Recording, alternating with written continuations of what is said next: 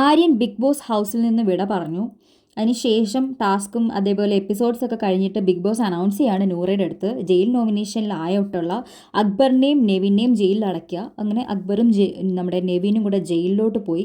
ജയിലിൽ കിടന്നിട്ട് ഒരു വാക്ക് പോലും അവർ ആര്യനെക്കുറിച്ച് സംസാരിച്ചിട്ടില്ല.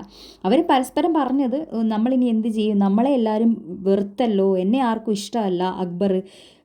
അപ്പം നെവിൻ പറയുന്നുണ്ട് എന്നെയും ഇഷ്ടമല്ല, നിന്നെ പണ്ടേ ഇഷ്ടമല്ല, പക്ഷേ ഇപ്പം നമ്മളെ രണ്ടുപേരെ ഇഷ്ടമല്ല, ഇനിയിപ്പോൾ നമുക്ക് രണ്ടുപേർക്കും പരസ്പരം നമ്മൾ മാത്രമേ ഉള്ളൂ. അപ്പോൾ അനീഷേട്ടൻ അങ്ങോട്ട് വരുന്നുണ്ട്. അനീഷേട്ടൻ്റെ അടുത്ത് പറയാണ്, അനീഷേട്ടാ ഞങ്ങളോട് വെറുക്കല്ലേ, ഞങ്ങളോട് മിണ്ടാതിരിക്കല്ലേ എന്നുള്ള രീതിയിലൊക്കെ പറയുന്നുണ്ട്. അപ്പം അനീഷേട്ടൻ പറയാണ് ഇതൊക്കെ കഴിഞ്ഞ് പോകും എന്നുള്ള രീതിയിൽ അനീഷേട്ടൻ പറയുന്നു.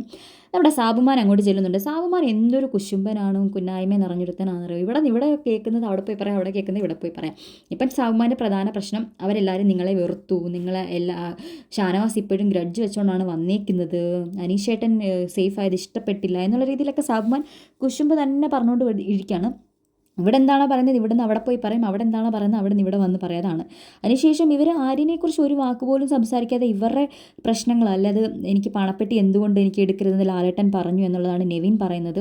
അപ്പം നമ്മുടെ അക്ബർ പറയാണ്, അതൊന്നും ഓർത്ത് നീ വിഷമിക്കേണ്ട, ഇവിടെ നിന്ന് ഇറങ്ങിയാലും നിനക്ക് നല്ലൊരു ഇതുണ്ട്, നീ ഇപ്പോൾ ആഗ്രഹിക്കുന്നതിനെക്കാട്ടിൽ 50 മടങ്ങ് നിനക്ക് നല്ലത് കിട്ടും, നല്ല ലൈഫും പൈസയൊക്കെ കിട്ടും, പൈസ എടുക്കാൻ പറ്റത്തില്ല എന്നോർത്ത് നീ വിഷമിക്കേണ്ട, നിനക്ക് പൈസ എടുക്കാൻ താല്പര്യമുണ്ടായിരുന്നോ എന്നൊക്കെ പറയുന്നുണ്ട്. അപ്പോൾ ഇവർ തമ്മിലുള്ള ഫ്രണ്ട്ഷിപ്പ് എന്ത് ഫ്രണ്ട്ഷിപ്പ് അല്ലേ. ആര്യൻ പോയിട്ടും ആര്യനെക്കുറിച്ച് ഒരു വാക്കുപോലും സംസാരിക്കുന്നില്ല. ഇവരുടെ പ്രശ്നങ്ങൾ അല്ലെങ്കിൽ മുമ്പോട്ട് ഇവർക്ക് എങ്ങനെയാണ് ഇവരിവിടെ നിൽക്കാൻ പോകുന്നത്, എല്ലാവരും ഒറ്റക്കെട്ടായിട്ട് ഇവർക്കെതിരെയായി. അപ്പോൾ ഇനി എന്താണ് മുമ്പോട്ടുള്ളത് എന്നുള്ള രീതിയിലൊക്കെയുള്ള ചിന്തകളാണ് ഇവർ അലട്ടിക്കൊണ്ടിരിക്കുന്നത്.